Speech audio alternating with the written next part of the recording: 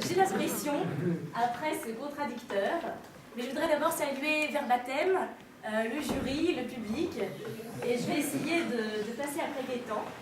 Alors, cette citation de Pierre Desproges, il faut la continuer un tout petit peu, parce qu'il a dit ensuite, l'amour, il y a ceux qui en parlent et il y a ceux qui le font, à partir de quoi il m'apparaît urgent de me taire.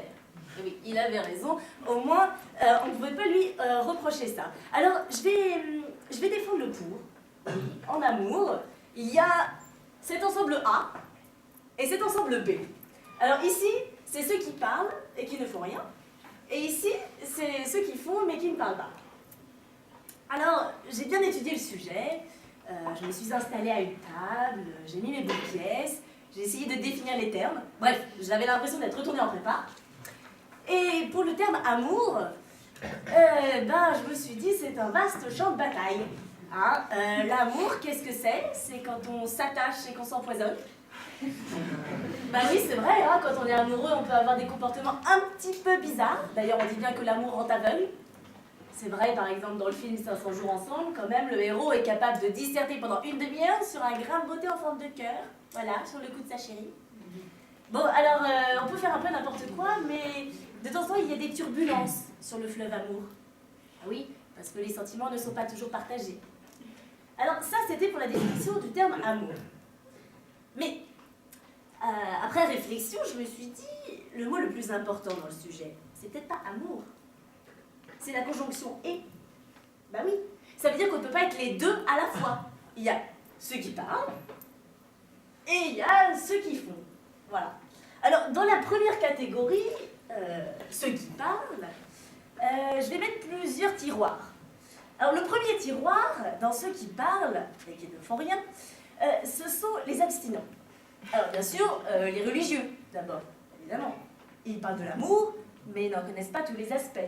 Alors, ils peuvent parler de l'amour de Dieu, de l'amour du prochain. Tu aimeras ton prochain comme toi-même. Même Saint Augustin ajoute, aime et fais ce que tu veux. Alors, dans les abstinents, il y a aussi les philosophes. Ouais. Certains philosophes, pas tous, hein, mais certains, ont décidé de se serrer la ceinture pour mieux se consacrer aux choses de l'esprit. Bon, chacun son truc, hein. Mais voilà, certains philosophes comme ça, comme Armande, par exemple, dans Les Femmes savantes. Armande critique sa sœur qui a décidé de se marier, alors qu'elle trouve ça complètement idiot, puisqu'elle pense qu'il faut privilégier les choses de l'esprit. Alors ça donne ça. Mon Dieu, que votre esprit est d'un étage bas.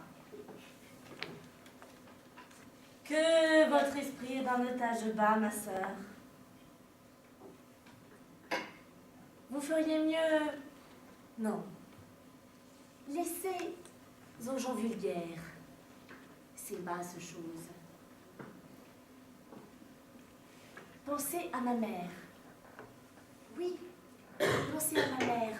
Et loin d'être au loin d'un homme un esclave asservi, mariez-vous, ma sœur, à la philosophie, qui nous monte au-dessus de tout le genre humain et donne à la raison l'empire souverain, soumettant à ses lois la partie animale dont l'appétit grossier aux bêtes nous ravale. Ce sont là les beaux feux, les doux attachements qui doivent de la vie combler les moments. Et les soins où je vois tant de femmes sensibles me paraissent aux yeux des pauvretés horribles. Bon, ça c'était Armande. Voilà, Armande, la philosophe qui critique sa sœur. Bon, on a le droit d'avoir ses opinions.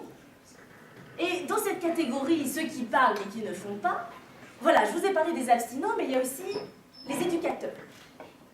Il y en a dans cette société qui ont décidé d'éduquer les autres. Ils ont pensé que c'était leur mission. Alors, c'est souvent le rôle des mères. Je ne sais pas si vous avez remarqué, mais les mères ont tendance à, évidemment, vouloir bien éduquer leurs enfants.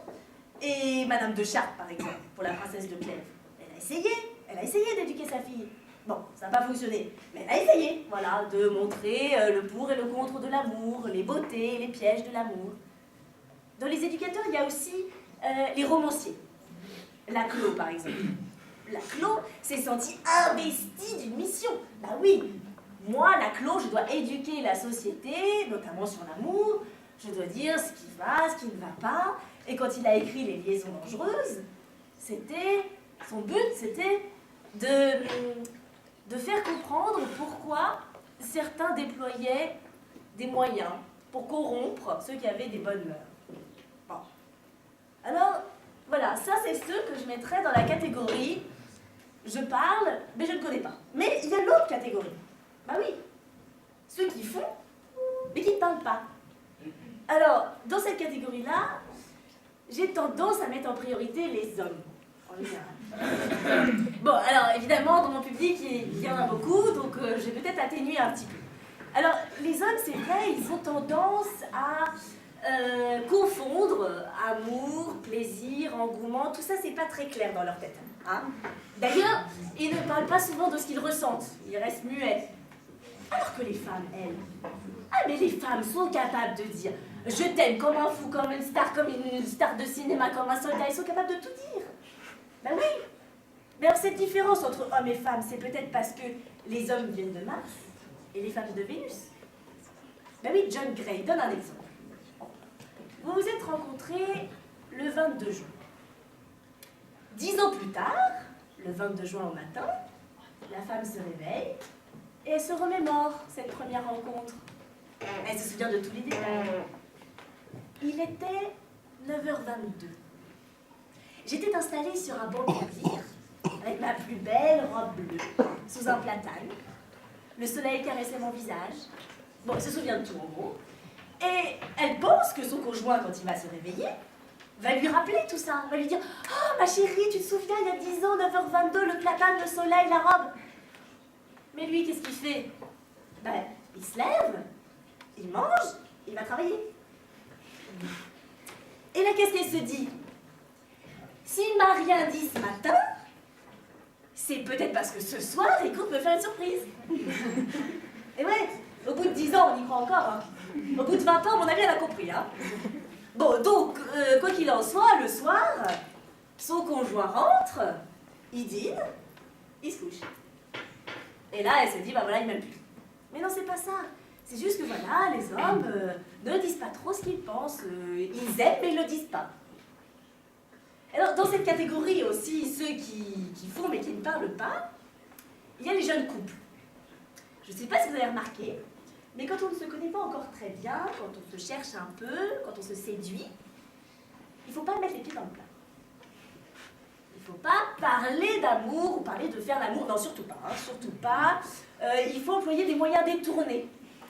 Alors, on utilise des métaphores, on joue sur les mots. D'ailleurs, Musset appelle ça le jeu de l'amour et du hasard, c'est pas pour rien. Et dans cette pièce de théâtre, Harlequin séduit Lisette, il déclare sa flamme à Lisette par une gradation qui en cache une autre un peu plus physique. Et oui, il dit, attendez si je me souviens bien, vous vous trompez, prodige de nos jours. Un amour de votre façon ne reste pas longtemps au berceau. Votre premier coup d'œil a fait naître le mien, le second lui a donné des forces, et le troisième l'a rendu grand garçon.